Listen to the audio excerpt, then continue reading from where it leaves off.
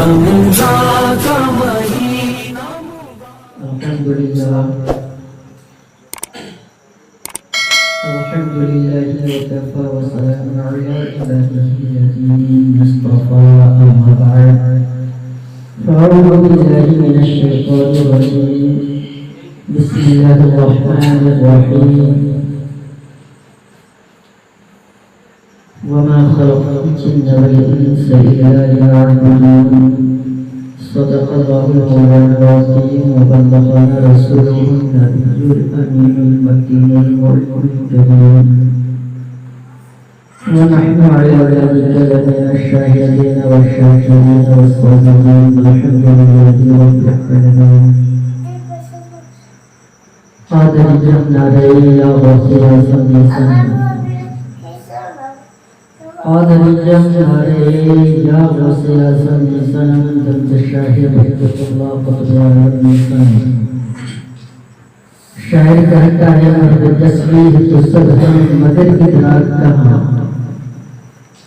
مرد تصویر تو سب ہیں مگر ادراک کہاں زندگی خود ہی عبادت ہے مگر گوش نہیں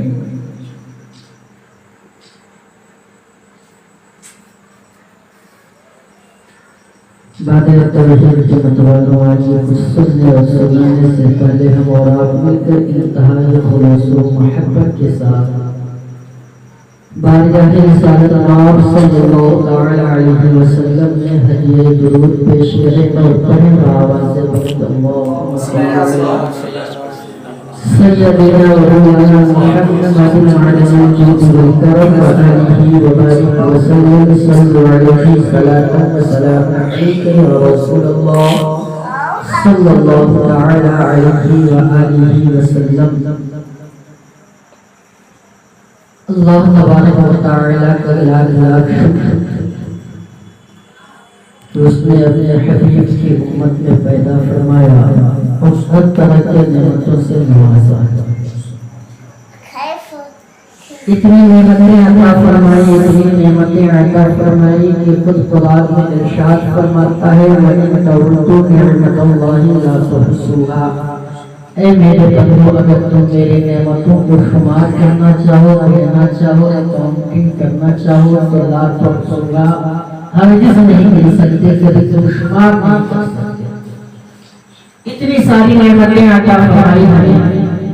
چلنے کے لیے زمین کا فرش بچھا دیا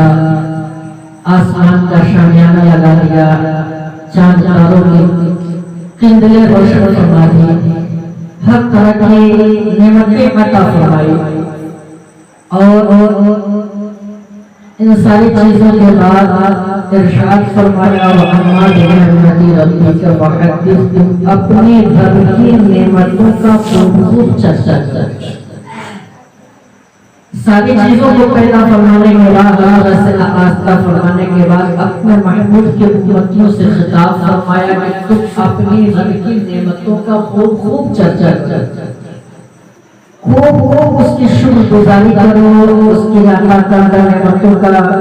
خوب آپس میں تذکرے کرو اتنی نعمتیں یہ آگ کے شعلے بھی ہمارے لیے نعمت ہے لیکن جب یہ چولہے سے باہر چہار دیواری سے باہر نکلتے ہیں تو ہزاروں آشیانوں کو پل میں جلا کے چشم زدت میں خاکستر کر دیتے ہیں اسی طرح ہوا بھی اللہ کی نعمت ہے لیکن جب یہ اپنی رفتار کو بڑھاتی ہے تو نہ جانے کتنے درختوں کو اکھاڑ کے جڑ سے پھینک دیتی ہے کتنے محلات میں زمین گوشت رکھتی ہے یہ چاند یہ سورج سب اللہ کی نعمت ہے لیکن جب سورج اپنی تپش اپنے پیٹھی کے بل اگر سیدھے زمین پہ اس کی کرنیں پڑتی ہے تو انسان اس کی تپش سے اپنی جانوں کو قربان کر دیتا ہے موت کے آغوش پہ چلا جاتا ہے پانی بھی انسان کی نعمت ہے لیکن جب یہ اپنے حد سے باہر نکلتی ہے تو نہ جانے کتنے گاؤں کو شہری علاقوں کو زمین گھوس کر دیتی ہے کھیتی کو ختم کر دیتی ہے بڑا کر دیتی ہے ہر ایک نعمت کو شمار کرتے جائیں گے. جب وہ اپنے حد سے زیادہ بڑھتی ہے تو اس میں نقصان ملتا ہے. لیکن ایک نعمت ایسی ہے جس میں صرف اور صرف فائدہ ہی ہے، جسے اللہ نے اس دنیا میں بھیجا تو وما ارسلناک الا رحمۃ للعالمین کہہ کے خطاب فرما دیا کہ بے شک ہم نے اے محبوب سارے عالم کے لیے آپ کو رحمت بنا کر بھیجا. ساری نعمتوں میں معلوم چلا اگر کوئی سب سے بہتر نعمت ہے تو نبی کی آمد. نبی کی ذات ہی وہ نعمت ہے جو ہزاروں نعمتوں میں سب سے افضل نعمت ہے. اور رب کا مطالبہ ہے اپنے بندوں سے تم اپنی گھر کی نعمت کا خوب چرچا کرو. اور یہ نعمت ایسی نعمت ہے کہ دینے والے کو خود ناز ہے. ارشاد فرماتا ہے لقد من اللہ علی المؤمنین اذ بعث فیہم رسولا. تحقیق کی اللہ نے احسان کیا مومنوں پر. ایک عام انسان کی تحقیق ہوتی ہے، ایک سائنسدان کی تحقیق ہوتی ہے، ایک ڈاکٹر کی تحقیق ہوتی ہے، ریسرچ ہوتی ہے. سب کی الگ الگ تحقیقیں، سب کی الگ الگ ریسرچ اور سب اپنے ریسرچ میں کامیاب نظر آ رہا ہے. سائنس نے تحقیق کی کہ اتنے فٹ زمین کی اتنے فٹ نیچے پانی ہے. تحقیق انسان کھولتا ہے اتنا نیچے پانی پاتا ہے. وہ کہتی ہے اتنے قریب نیچے پانی خراب ہے. انسان مشاہدہ کرتا ہے واقعی پانی خراب ہے. اسی طرح ڈاکٹر ریسرچ کرتا ہے کہ یہ مرض ہے اور اس کا یہ علاج ہے، اس کو شفا ملتی ہے. تو ایک یہ مخلوقیت خدا کی تحقیق کا یہ ثمرہ، یہ پھل کیوں سچ ثابت ہو رہی ہے. تو جب مخلوقیت خدا یعنی جو ساری کائنات کو پیدا کرنے والا ہے وہ تحقیق کرتا ہے تو فرماتا ہے کہ اللہ نے تم پہ احسان کیا ہے. ایمان والو، اے مومنو، تم پہ اللہ نے احسان کیا ہے تاکہ تم میں اپنا محبوب بھیجا، تم میں رسول بھیجا. حضرت آدم علیہ السلام سے لے کر حضرت عیسیٰ علیہ السلام کی ذات تک نہ کسی نبی سے یہ خطاب ہوا، نہ کسی نبی کے امت سے خطاب ہوا. نعمتیں تو سب کو ملی لیکن اللہ نے کسی کو بھی کسی نعمت پہ احسان نہیں چلایا. لیکن جب اپنے محبوب کو بھیجا تو ارشاد فرمایا کہ اب اللہ نے تمہارے اوپر احسان کیا ہے کہ تم کو اپنا محبوب کیا. معلوم چلا کہ ساری نعمتوں میں سب سے افضل جو نعمت ہے وہ نبی اکرم صلی اللہ علیہ وسلم کی ذات مبارکہ ہے. اور رب کا حکم فرمان ہے اے میرے بندو تم اپنے رب کے نعمتوں کا خوب چرچا کرو. تو اب ہونا یہ چاہیے کہ امت اپنے رب کی اس نعمت کا شب و روز چرچا کرے، خوب تذکرے کرے، نبی کی عظمتوں کو بیان کرتا رہے، نبی کی سیرتوں کے چرچے کرتا رہے، نبی کے حسن کے تذکروں کو چھیڑتا رہے. کیونکہ یہ محبت کی علامت ہے. اگر ایک درخت میں پانی نہ ڈالا جائے تو درخت سوکھ جاتا ہے. کسی عاشق کے سامنے اس کے محبوب کے تذکرے نہ کیے جائے تو اس کی آنکھ کی عشق کی آنکھ سب کر جاتی ہے. معلوم یہ چلا کہ کسی کے دل میں اگر محبت رسول کا شمع روشن کرتا ہے تو اس کے لیے ضرورت ہے کہ اس کے دل میں اگر محبت رسول روشن کرنا ہے، اس کو اگر اس شعلے کو بھڑکانا ہے، اگر اس شعلے کو پروان چڑھانا ہے تو اس کے سامنے نبی کے حسن کے چرچے کیے جائیں، نبی کے سیرت کے چرچے کیے جائیں، نبی کے اخلاق کے چرچے کیے جائیں. تو اگر ہم ایسا کرتے ہیں تو یہ رب کی نعمتوں میں عظیم نعمت کا تذکرہ بھی ہوتا ہے اور اس کے ساتھ عشق رسول بھی ہمارے سینوں میں پروان چڑھتی ہے. لیکن اگر کوئی یہ چاہے کہ یہ نہ کیا جائے، اس کو روک دیا جائے، تو وہ تو اپنے گھر پہ روک سکتا ہے، اپنے معلمین کو اس سے روک سکتا ہے. وہ اگر پوری دنیا پہ حاوی ہو جائے تو روک سکتا ہے اپنے آقا کہتوں کو. لیکن رب فرماتا ہے وَرَفَعْنَا لَكَ ذِكْرَكَ، اے محبوب آپ کے ذکر کو آپ کے رب نے آپ کے لیے بلند کر دیا۔ وہاں تک کہاں روک پائے گا جہاں خود رب فرما رہا ہے وَالْآخِرَةُ خَيْرٌ لَكَ مِنَ الْأُولَىٰ، اے محبوب آپ کی ہر آنے والی گھڑی پچھلے گھڑی سے بہتر ہے، افضل ہے۔ جب اپنے محبوب میں تذکرہ جب رب کائنات فرما رہا ہو تو بندوں کی کہاں پہ ساتھ جو اس کو روک سکے؟ جن کو اعتراض ہے وہ اپنے گھر تک روک سکتے ہیں، لیکن اگر وہ عاشق ہے تو اس پہ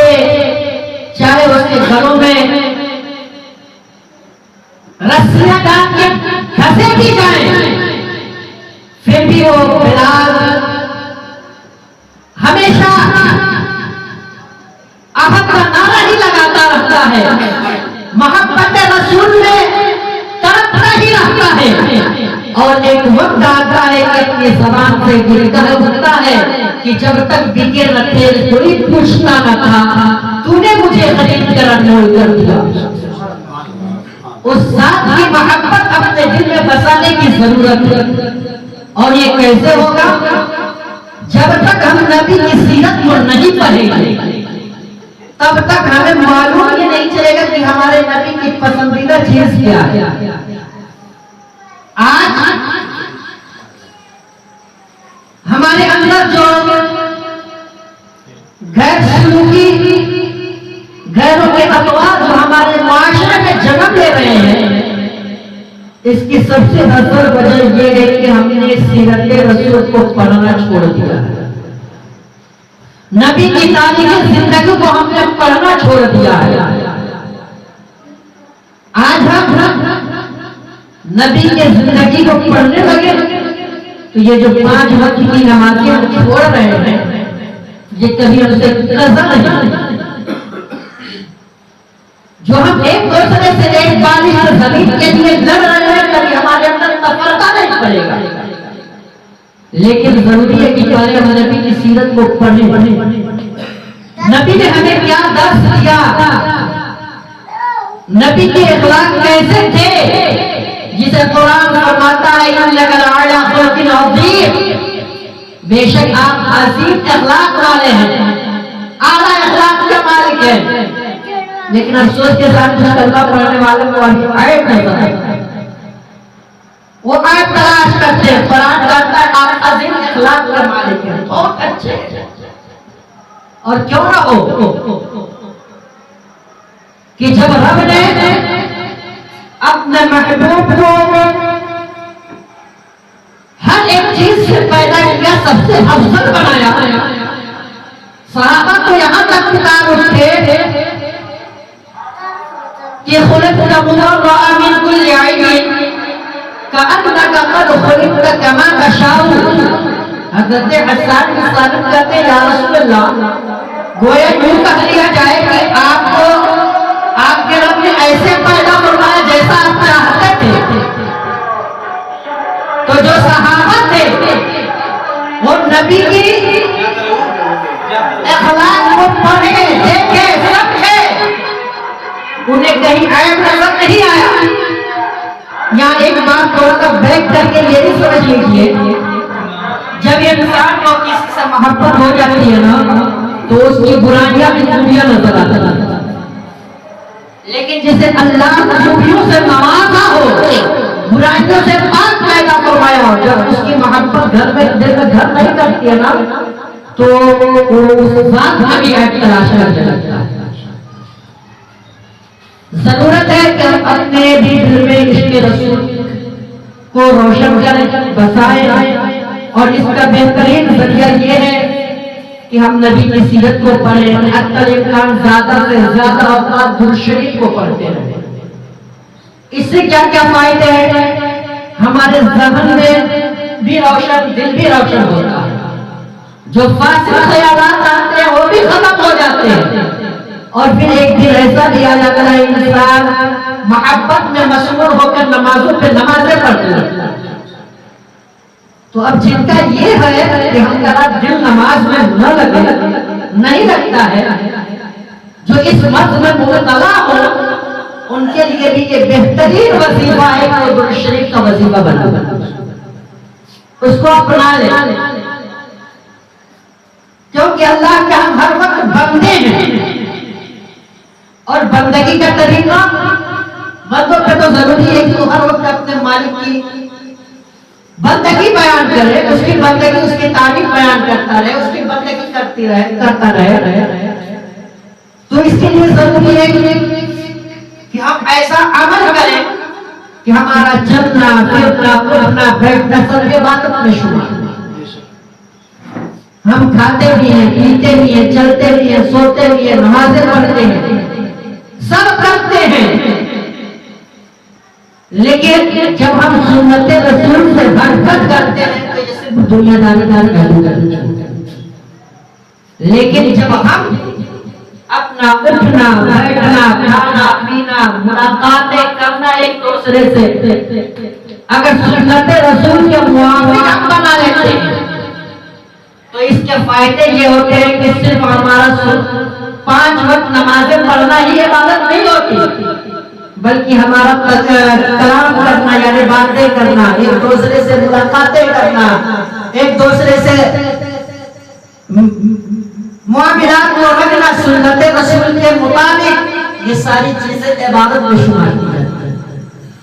اسی لیے رب نے فرمایا تھا لقد کان لکم فی رسول اللہ اسوۃ حسنہ، تمہارے لیے بہتر ہے، بہترین نمونہ ہے نبی کی زندگی، تمہاری زندگی میں، اپنی زندگی میں نبی کی